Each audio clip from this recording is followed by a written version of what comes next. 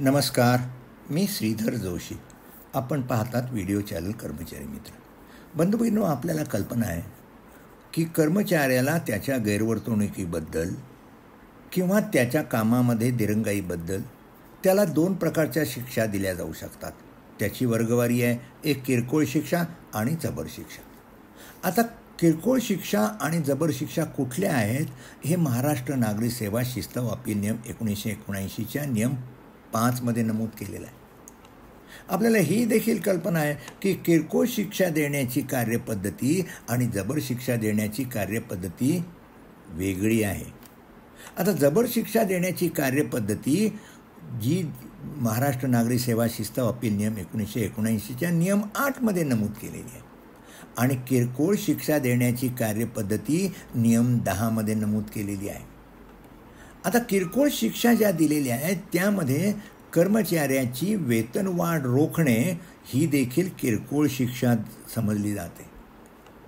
पण नियम 10 मध्ये जी कार्यपद्धती दिली आहे किरकोळ शिक्षा देण्याची, त्याच्यामध्ये मात्र हे स्पष्ट नमूद केलेलं आहे की कर्मचाऱ्याची वेतनवाढ जी पुढील वेतनवाढीवर परिणाम करणारी वेतनवाढ रोखायची असेल तर मात्र त्यासाठी नियम 8 मध्ये दिलेली जबर शिक्षेची कार्यपद्धती अवलंबणं आवश्यक आहे. मात्र अशा पद्धतीची जी तरतूद आहे, कुठल्या प्रकारची, जी पुढील वेतनवाढीवर परिणाम करणारी वेतनवाढ रोखण्याची शिक्षा देण्याकरता जबर शिक्षेची कार्यपद्धती म्हणजे नियमित विभागीय चौकशी करणं आवश्यक आहे. अशा पद्धतीची तरतूद मुंबई पोलीस शिक्षा अपील नियम 1956 किंवा महाराष्ट्र जिल्हा परिषद शिस्त व अपील नियम 1964 आहे, या नियमामध्ये मात्र तरतूद नाही. मग साहजिकच जर एखाद्या पोलीस कर्मचाऱ्याला पुढील वेतनवाढीवर परिणाम करणारी वेतनवाढ रोखायची शिक्षा द्यायची असेल किंवा एखादा जिल्हा परिषदेच्या कर्मचाऱ्याला देखील पुढील वेतनवाढीवर परिणाम करणारी वेतनवाढ रोखणे ही शिक्षा द्यायची असेल तर कुठली कार्यपद्धती अवलंबणं आवश्यक आहे? तर त्यासाठी देखील जबर शिक्षेची कार्यपद्धती अवलंबणं आवश्यक आहे. आणि याच्याकरता सर्वोच्च न्यायालयाने कुलवंत सिंग विरुद्ध पंजाब राज्य सरकार 1990 मध्ये एक महत्त्वाचा न्यायनिर्णय दिलेला आहे. आता हा न्यायनिर्णय मला कर्मचारी मित्र या व्हिडिओ चॅनलला सबस्क्राईब केल्यावर अनेक जण जसे मला काही जजमेंट पाठवतात, त्याचप्रमाणे एक पोलीस दलात काम करणारे कर्मचारी आहेत, त्यांनी मला हे जजमेंट पाठवलं आणि त्यांना 3 वेतनवाढी रोखण्याची शिक्षा दिलेली आहे. तर त्यांना हे जो कुलवंत सिंग विरुद्ध पंजाब राज्य सरकार यामध्ये जो निर्णय दिलेला आहे त्या निर्णयाचा काही फायदा होईल किंवा याबद्दल त्यांनी विचारणा केलेली आहे. त्यांच्या प्रश्नाला मी उत्तर सविस्तर शुक्रवारच्या व्हिडिओमध्ये देणार आहे. पण या निमित्तानं कुलवंत सिंग विरुद्ध पंजाब राज्य सरकार हा जो सर्वोच्च न्यायालयात निर्णय दिला आहे त्याची चर्चा आजच्या व्हिडिओमध्ये मी करतो आहे.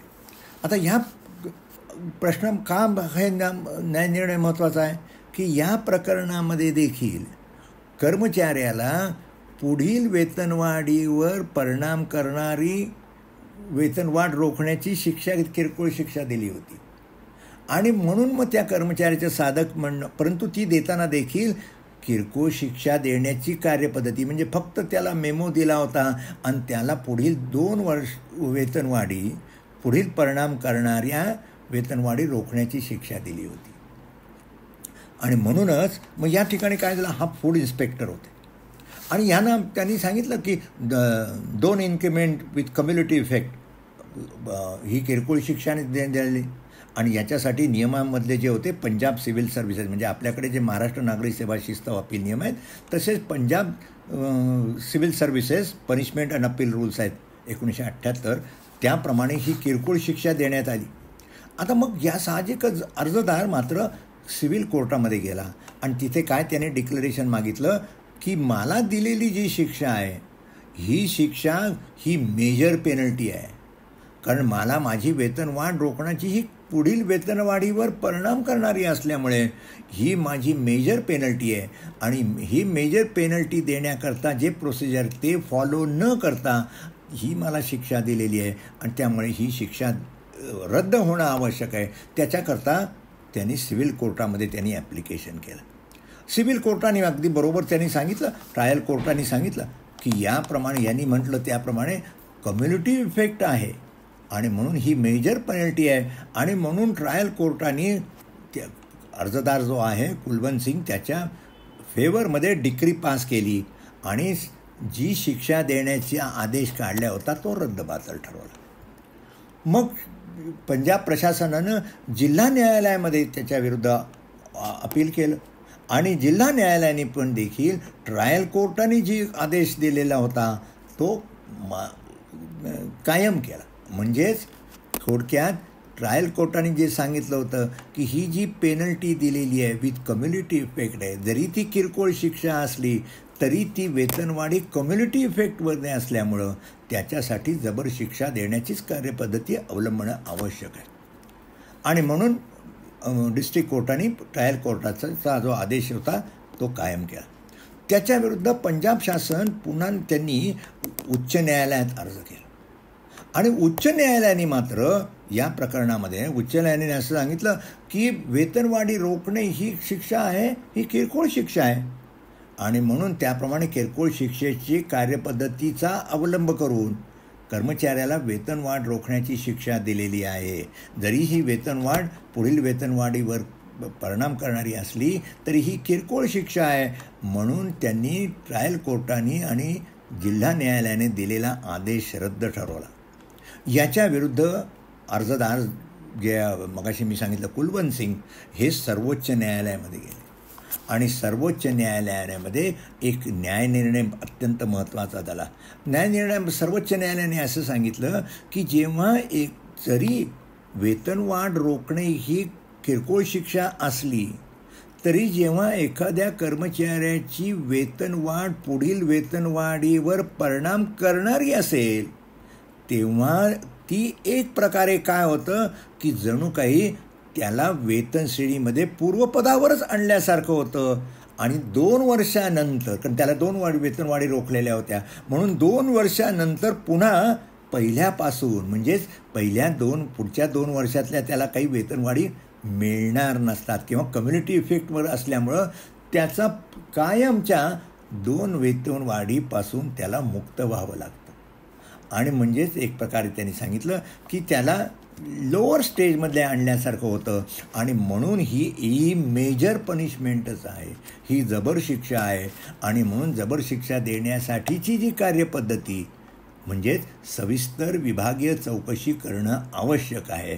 किरकोळ शिक्षा देण्याची कार्यपद्धती अवलंब करून फक्त त्या कर्मचाऱ्याचं स्पष्टीकरण मागवून तसा आदेश देऊन एखाद्या कर्मचाऱ्याची पुढील वेतनवाढीवर परिणाम करणारी वेतनवाढ रोखणं हे बेकायदेशीर आहे. आणि या प्रकरणामध्ये जबर शिक्षेची कार्यपद्धती अवलंबी नसल्यामुळं ट्रायल कोर्टाने जे डिक्लरेशन दिलेलं होतं आणि जो आदेश रद्द ठरवला होता, जो जिल्हा न्यायालयाने कायम केला, तो आदेश सर्वोच्च न्यायालयाने मान्य केला आणि तो कायम केला. थोडक्यात उच्च न्यायालयाने दिलेला निर्णय सर्वोच्च न्यायालयाने फिरवला आणि ट्रायल कोर्टाने आणि डिस्ट्रिक्ट कोर्टाने जो निर्णय दिलेला होता तो कायम केला. थोडक्यात सर्वोच्च न्यायालयाने कायद्याप्रमाणे एक निश्चित केला, काय केला की वेतनवाढी रोखताना पुढील वेतनवाढीवर परिणाम करणारी वेतनवाढ रोखायची असेल तर त्याला जबर शिक्षा देण्याचीच कार्यपद्धती अवलंबणं आवश्यक आहे. किरकोळ शिक्षा देण्याची कार्यपद्धती अवलंब करून अशा प्रकारची शिक्षा देता येणार नाही. सुरुवातीला मी सांगितलं त्याप्रमाणे महाराष्ट्र नागरी सेवा शिस्त व अपील नियम 1979च्या नियम 10 स्पष्ट म्हटलेलं आहे की जेव्हा एखादी वेतनवाढ पुढील वेतनवाढीवर परिणाम करणारी असेल तर त्याला नियम 8 दिलेली जबर शिक्षेची कार्यपद्धती अवलंबणं आवश्यक आहे. पण मी जसं सुरुवातीला सांगितलं अशा प्रकारची तरतूद मुंबई पोलीस शिक्षा अपील नियम 1956 किंवा जिल्हा परिषदचे जे नियम मी म्हटले 1964 आहे त्या नियमामध्ये अशी तरतूद नाही. पण अशी तरतूद झाली नसली तरी सर्वोच्च न्यायालयाने आता मी सांगितल्याप्रमाणे कुलवंत सिंग विरुद्ध पंजाब सरकार यामध्ये जो निर्णय दिला आहे तो निर्णय लक्षात घेताना एखाद्या पोलीस कर्मचाऱ्याला पुढील वेतनवाढीवर परिणाम करणारी वेतनवाढ रोखायची एवढी शिक्षा द्यायची असेल किंवा जिल्हा परिषदेच्या कर्मचाऱ्याला पुढील वेतनवाढीवर परिणाम करणारी वेतनवाढ रोखणे ही शिक्षा द्यायची असेल तर त्या नियमामध्ये जी जबर शिक्षेची कार्यपद्धती दिलेली आहे म्हणजे नियमित विभागीय चौकशी करूनच त्यांना शिक्षा द्यावी लागेल. मित्रांनो, हा न्याय निर्णय महत्त्वाचा असल्यामुळं त्या निर्णयाची मी आजच्या व्हिडिओमध्ये चर्चा केली. नेहमीप्रमाणे हा न्याय निर्णय मी गुगल ड्राईव्हवर अपलोड करून त्याची लिंक मी आजच्या व्हिडिओच्या डिस्क्रिप्शन बॉक्समध्ये दिलेली आहे. विशेषतः पोलीस कर्मचाऱ्यांनी आणि जिल्हा परिषदेच्या कर्मचाऱ्यांनी, त्याचप्रमाणे पोलीस अधिकारी आणि जिल्हा परिषदेचे मुख्य कार्यकारी आदी असतील, उपमुख्य कार्यकारी, हा न्याय निर्णय गुगल ड्राईव्हवर जी लिंकच्या आधारे डाउनलोड करून घ्यावा. हा न्याय निर्णय त्यांनी जरूर वाचावा. या निमित्तानं मी व्हिडिओ संपला जाण्यापूर्वी ज्या कर्मचाऱ्यांनी, जे संदीप पाटील नावाचे पोलीस कर्मचारी आहेत, त्यांनी मला हे जजमेंट पाठवल्याबद्दल त्यांचे मनपूर्वक आभार. त्यांनी जो प्रश्न विचारला त्या प्रश्नाचं उत्तर मी शुक्रवारी 31 मे 2024ला जो व्हिडिओ प्रसारित करीन त्या व्हिडिओमध्ये मी निश्चित दिले. मित्रांनो, आता येथेच थांबतो. व्हिडिओ आवडला असेल लाईक करा, शेअर करा, इतरांना फॉरवर्ड करा. या चॅनलला सबस्क्राईब केलं नसेल जरूर सबस्क्राईब करा आणि इतर मित्रांना देखील सबस्क्राईब करण्यास सांगा, जेणेकरून या चॅनलद्वारे विविध प्रकारची जी माहिती दिली ती जी अशी उपयुक्त असते त्या माहितीचा त्यांना देखील फायदा होऊ शकेल. आता येथेच थांबतो. नमस्कार.